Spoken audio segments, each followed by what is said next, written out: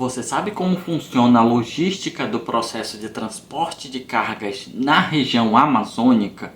As dificuldades, particularidades e a própria legislação que essa área tem diferente do restante do país?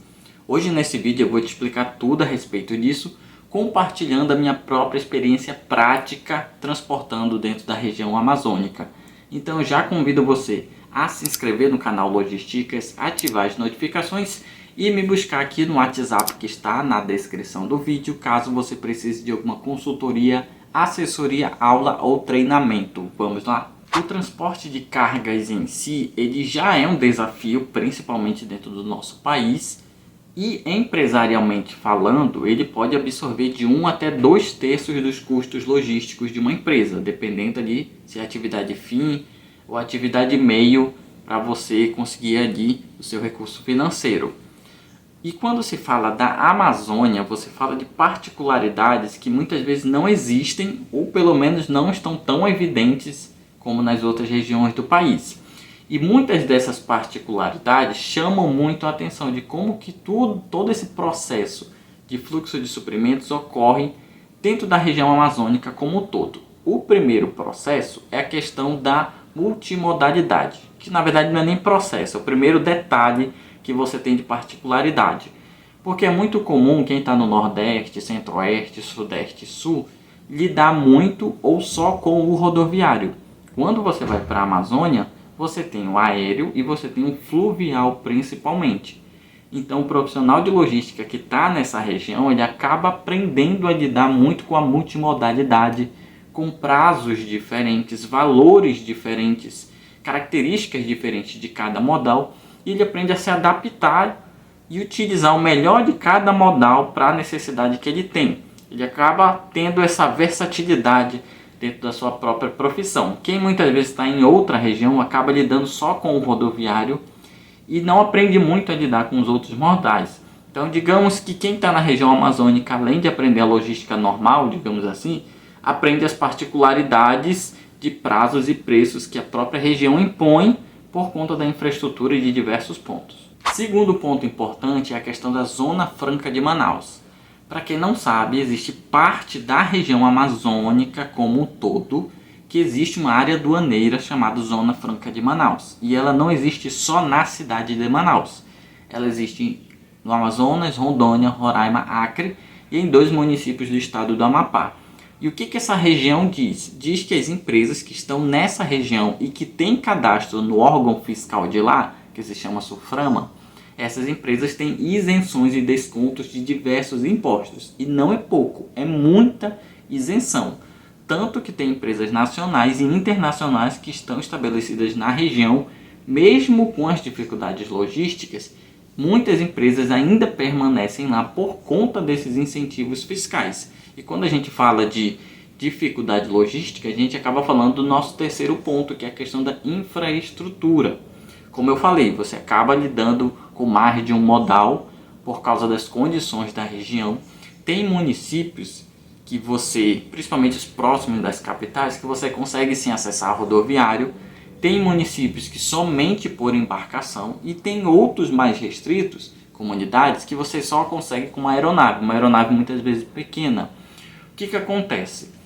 Belém do Pará, embora não seja Zona Franca, mas está na região da Amazônia, Belém do Pará, que é a capital, você consegue ter acesso rodoviário dela para qualquer região do país. Santarém também você consegue, Porto Velho, capital de Rondônia, Rio Branco no Acre você consegue. Porém, quando você chega em Manaus, que é justamente onde tem o polo industrial, o principal ponto da região de indústria, Manaus não tem conexão com rodoviária com nenhuma outra capital, a não ser Boa Vista, em Roraima. Só que uma tem conexão com a outra e as duas não têm conexão com nenhuma outra capital do país, no sentido rodoviário falando. Existe a BR-319, que teoricamente liga Porto Velho a Manaus, mas teoricamente ela nunca foi concluída de fato. Você ainda consegue passar por ela na época de seca, como agora, como quando eu gravo esse vídeo. Mas na época de chuva, final do ano, primeiros meses do ano, é praticamente impossível ou muito complicado você trafegar, porque fica um lamaçal gigantesco dentro dessa estrada. E além dela não ser concluída, basicamente ela não consegue, você não consegue utilizar ela 100%, você depende do modal aquaviário. Então, como que Manaus se conecta com o país e com outras cidades do mundo?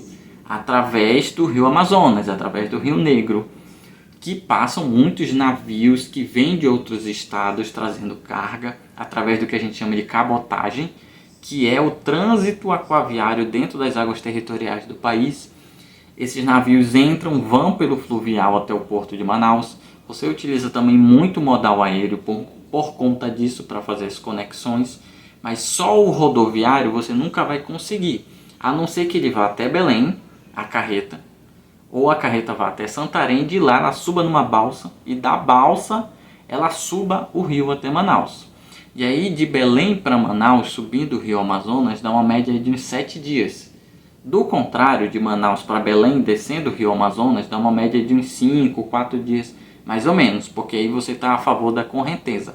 Então tem essa particularidade em relação à infraestrutura. Um outro ponto importante é o processo de vistoria da SUFRAMA. A SUFRAMA ela existe na Zona Franca de Manaus, que como eu expliquei, Zona Franca de Manaus não existe só em Manaus e também não existe em todos os estados da região amazônica, apenas em alguns estados. Existe um órgão fiscal lá chamado SUFRAMA, que faz processo de vistoria das cargas que chegam no estado.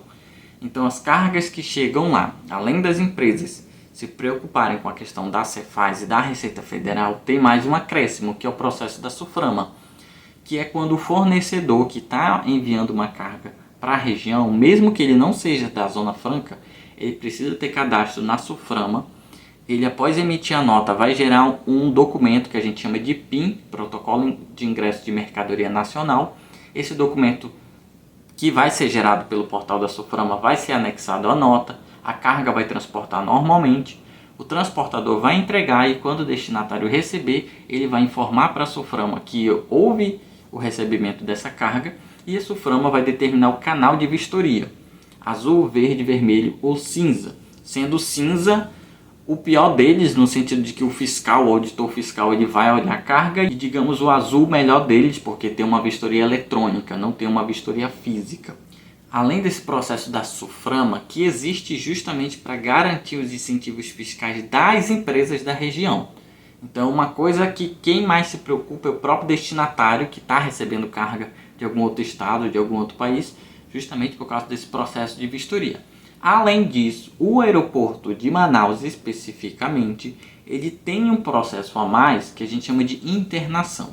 Na verdade, não só o aeroporto, como os portos também da cidade de Manaus tem esse processo de internação, que toda carga que sai da região precisa ter um processo de declaração diferenciado.